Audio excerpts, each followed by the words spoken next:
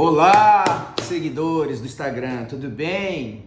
Pessoal da comunidade jurídica, como passaram? Tranquilos? Que bom! Se você, seja lá por qual motivo for, não pode praticar pessoalmente um ato ou negócio jurídico, fique tranquilo, despreocupado, porque a lei civil permite que você, nele, venha a ser representado. Para o seu conhecimento, a partir deste momento, passo a lhe falar sobre o Instituto Jurídico do Mandato. Dizem que ele tem como instrumento a procuração, é de fácil entendimento e simples conceituação. Opera-se quando alguém recebe de outrem poderes para, em seu nome, praticar atos de administração e até mesmo de disposição, possuindo natureza jurídica de uma contratação.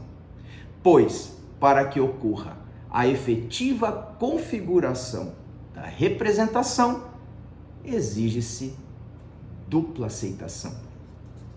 O Código Civil traz a sua previsão entre os artigos 653 a 692. Começa falando do seu conceito e termina elencando as causas da sua extinção. Mandante é quem outorga poderes e mandatário quem os recebe. Ter capacidade civil é fundamental para que o contrato entre eles seja válido, eficaz e legal.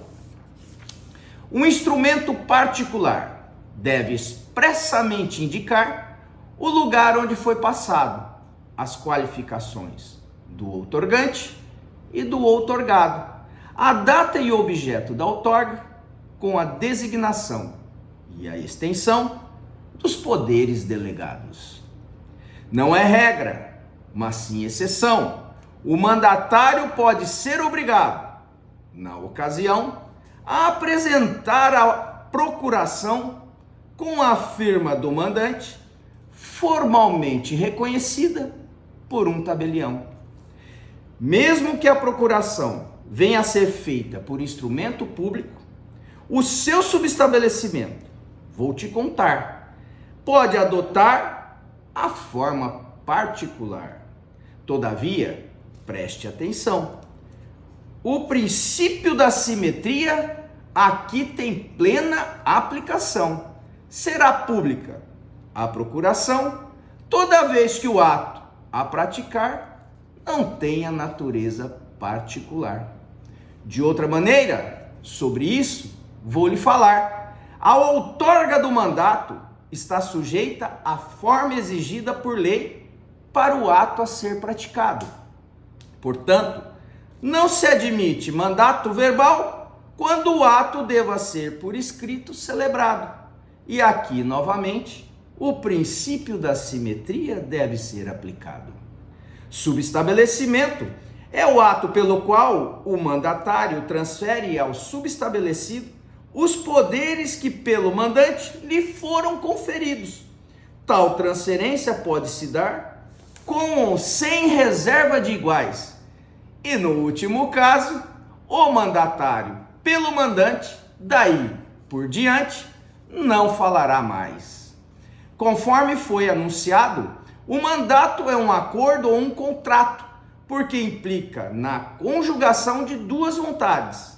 É verdade, a do mandante, que outorga os poderes na procuração, e a do mandatário, que os aceita para desempenhar a representação. É consensual, já que o seu aperfeiçoamento ocorre no exato momento da simples adesão das partes envolvidas. Personalíssimo, ou intuito personae, por basear-se na confiança, e não solene, por admitir-se mandato tácito ou verbal. Em regra, é gratuito por não se estabelecer retribuição. Porém, como já falado, toda regra tem uma exceção. Será ele oneroso quando o mandatário o tratar como ofício ou profissão. É unilateral, pois implica obrigação para apenas uma das partes, o mandatário.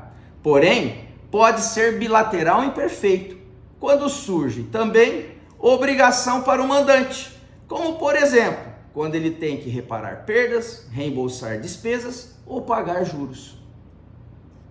O mandato, em termos gerais, só confere poderes de administração. Por isso, caso queira praticar ato de oneração ou alienação, poderes especiais e expressos deverão constar da respectiva procuração escrita, já que o objeto do mandato sempre tem interpretação restrita.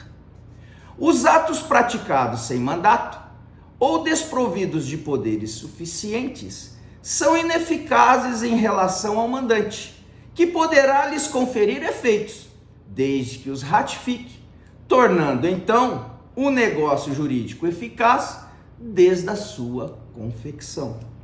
O Código Civil prevê algumas obrigações a serem cumpridas. Vou citar algumas para serem entendidas. O mandatário deve agir em nome do mandante, com o necessário zelo, diligência e comportamento atuante, pois o mau desempenho enseja a consequência. Deve transferir as vantagens que em nome do mandante angariou, prestando contas daquilo que auferiu e gastou. O mandante, por sua vez, deve agir com honradez, assumindo as obrigações em seu nome assumidas pelo mandatário, reembolsando-lhe as despesas geradas na representação, podendo inclusive ser exercido o direito de retenção, caso o mandante se negue a indenizá-lo de eventuais prejuízos sofridos pela representação. Se o mandato é oneroso, o mandante tem que pagar a remuneração acordada, sob pena de ser ela executada. Interessante também mencionar as formas pelas quais o mandato pode vir a se encerrar. Revogação pelo mandante ou renúncia pelo mandatário são situações que encerram a representação em cenário. A morte, interdição ou mudança de estado também torna o mandato encerrado, o que também se dá pelo término do prazo previamente estabelecido ou combinado, bem como quando o negócio vir a ser concluído ou assentado. Por fim, não poderia deixar de falar a respeito da chamada procuração em causa própria, ou mandato in rem suam, que é aquela outorgada do interesse do mandatário e utilizada geralmente no dia a dia corrente como forma de alienação de bens. Recebe o mandatário poderes para transferi-los para o seu nome ou para o de terceiro, dispensando completamente nova intervenção do mandante outorgante. Essa espécie de mandato possui algumas particularidades que a diferencia dos mandatos comuns. Em especial, se houver a sua revogação pelo mandante, este ato não gerará efeitos. Não se extingue pela morte de qualquer uma das partes envolvidas, ficando o mandatário dispensado de prestar contas, podendo transferir para si os bens móveis ou imóveis, objeto do mandato, desde que obedecidas as formalidades legais. O Código Civil Brasileiro prevê essa espécie de mandato no artigo 685 e, aqui, eu admito, muito mais havia para ser dito, porém o tempo é curto, principalmente quando o complexo é um instituto. Todavia, espero que o básico lhe tenha passado. Qualquer dúvida a respeito, permaneço ao dispor do interessado. Pelo Instagram, via direct, posso ser encontrado. A todos deixo um grande abraço e um final de semana abençoado.